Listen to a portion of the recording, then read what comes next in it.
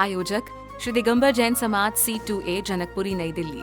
संरक्षक doctor SK Jain, सेठ धर्मचंद जैन, प्रधान राजेश जैन, उप प्रधान भीम सिंह जैन, सचिव राजेंद्र जैन, सह सचिव मनीष जैन, कोषाध्यक्ष अतुल जैन, भंडारी संदीप जैन, संयोजक सचिन जैन, पुनीत जैन, सुनील जैन, सदस्यगण पंकज जैन, सुभाष जैन, कुणाल जैन, अजय जैन, मितेश जैन, नवीन जैन।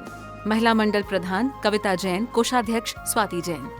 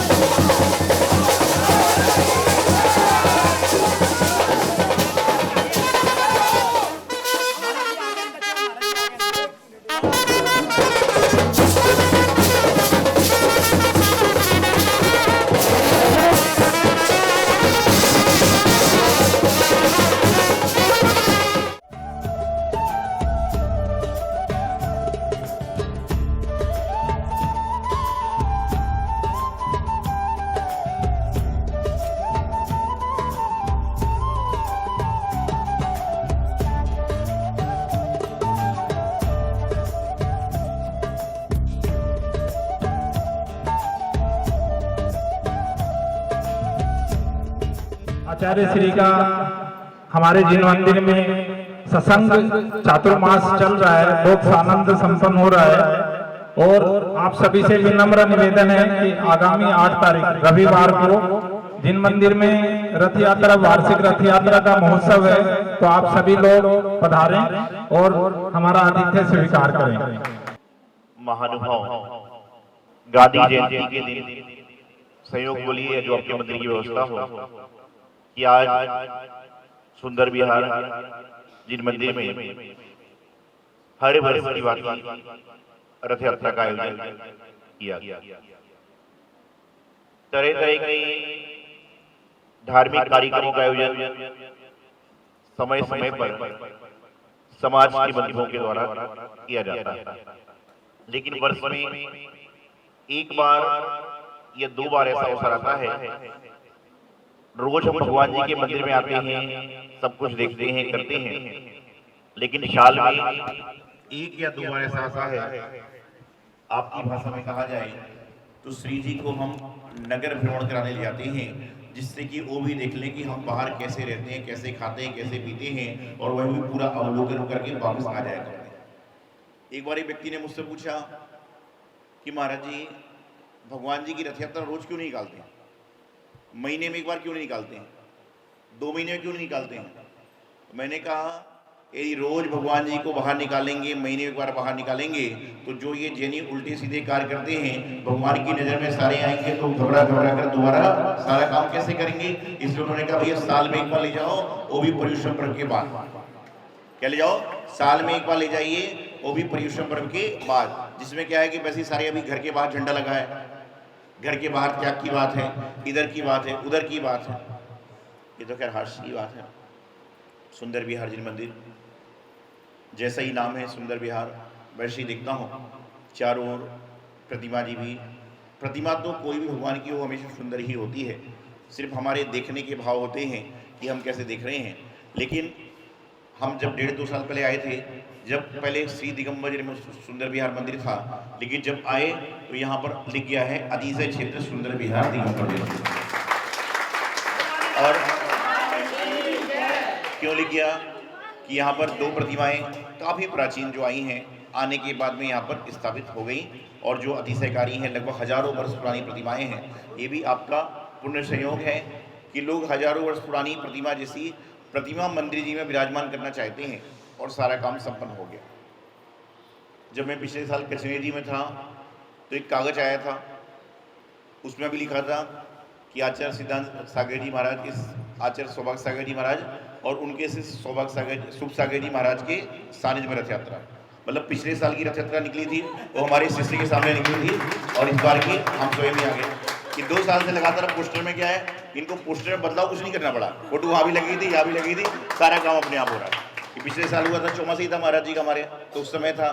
तो कहने का तात्पर्य ये है कि समय समय पर बहुत सारी कार्य आप लोग करते हैं और निश्चित रूप से भगवान जी की जब रथ यात्रा होती है, प्रसंग चूँकि 4-5 दिन से रथ यात्रा का ही चल रहा है, कल भी रोहिणी में रथ यात्रा निकली थी, अभी है 8 तारीख को जनकपुरी में भी है। और ये पर्युषण पर्व के बाद में दिल्ली में 1 महीने का माहौल ऐसा ही होता है, कभी कहीं कभी कहीं कभी कहीं कहीं कहीं पर डेली रथ यात्रा का आयोजन होता है, श्री जी की पालकी यात्रा का आयोजन होता है और सारा का सारा कार्यक्रम को हम लोग संपन्न करने का प्रयास करते हैं।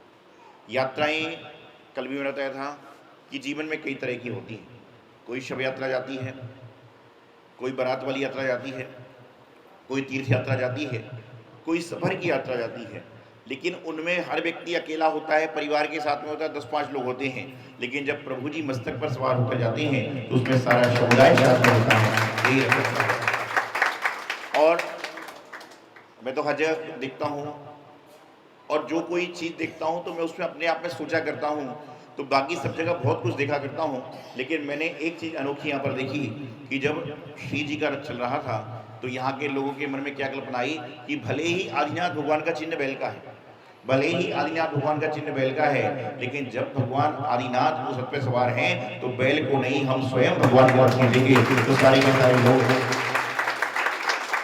ये भी तो पुण्य की बात है कि भगवान जी सत्य में एक बार रथ पर जाकर सवार हो रहे हैं और उसको भी हम लोग त्रियंचों के हाथ से खिंचवा रहे हैं, उनके हाथ से खिंचवा रहे हैं। तो ये भी तो कल्पना है कि भले ही उनका चिन्ह बैल का है, कोई बात नहीं, आदिनाथ भगवान का चिन्ह भले ही बैल का है, आदिनाथ भगवान की प्रतिमा ही विराजमान है, सब कुछ है, लेकिन जब बैल जो है वो पुण्य कमाने का प्रयास कर सकते हैं। मैं ये नहीं कहता कि अब बंद कर दो बैल को लाना, लेकिन जब बैल भी भगवान का रथ खींचकर पुण्य कर सकते हैं तो हम लोग मनुष्य क्यों ना त्रियंचों से आगे बढ़कर रथ को खींचने का, ये सीख लेने वाली बात है कि जिनेंद्र भगवान की जो रथ यात्रा निकलती है वह त्रियंचों के माध्यम से निकलवाएं ना निकलवाएं, लेकिन कम से कम थोड़ी दूर तो रथ में चलाएं।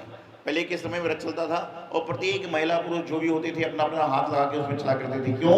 क्योंकि अपने कर्मों की निजरा कर रहे हैं, वह रथ पर बैठे लोगों के लिए नहीं खींच रहे हैं, बल्कि उस पर बैठे श्री जी जो है उनकी रथ यात्रा में अपना हाथ लगाकर पुण्यार्जन कर रहे हैं। तो यहाँ पर सारे के सारे कार्यों को संपन्न करते हैं और निश्चित रूप से सुंदर विहार कई बार कई प्रसंगों पे भिन्न भिन्न समय पे आना हुआ।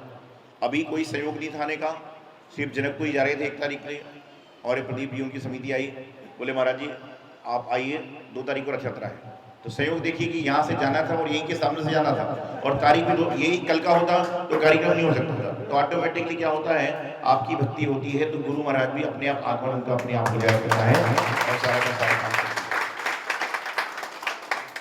और गांधी जी देखिए आपने, जिन्होंने गांधी जी की पिक्चर देखी होगी, साक्षात वाले तो बहुत कम लोग होंगे, जिन्होंने गांधी जी को देखा होगा तो आपने देखा क्या था, उनके आंख पे ऐनक, हाथ में छड़ी और शरीर पर एक धोती, हाथ में छड़ी, चश्मे, ऐनक आंख पे और एक धोती में पूरा गांधी ने अपना जीवन निकाल लिया।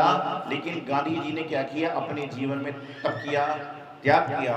उनकी माँ के बारे में सुनते हैं, जब आप पढ़ो तो मालूम चलता है उनकी माँ का नियम था कि यदि सूरज ना निकले तो वह भोजन ग्रहण नहीं कर सकती थी। जिस गांधी की माँ ऐसी होगी वह गांधी संस्कारवान होगा कि नहीं। वह भले कर्म से कैसे थे, लेकिन धर्म से उन्होंने जैन धर्म को फॉलो किया। तो उन्होंने जो काम किया देश के लिए किया, उन्होंने क्या, उनके 3 बंदर देखे आपने, 3 बंदर कौन कौन से हैं?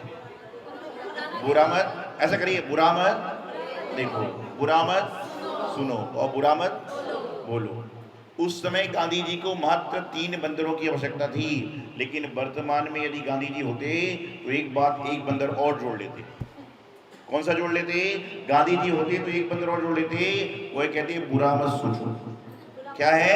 बुरा मत सोचो, क्योंकि यदि आपकी सोच अच्छी होगी तो ना तो आप बुरा देखोगे, ना बुरा बोलोगे, ना बुरा सुनोगे। तो ऐसी बात उन्होंने बताई कि देखो मत, उन्होंने कह दिया, बोलो मत बोला, सुनो मत बोला, लेकिन सोचने की बात उन्होंने बताया नहीं।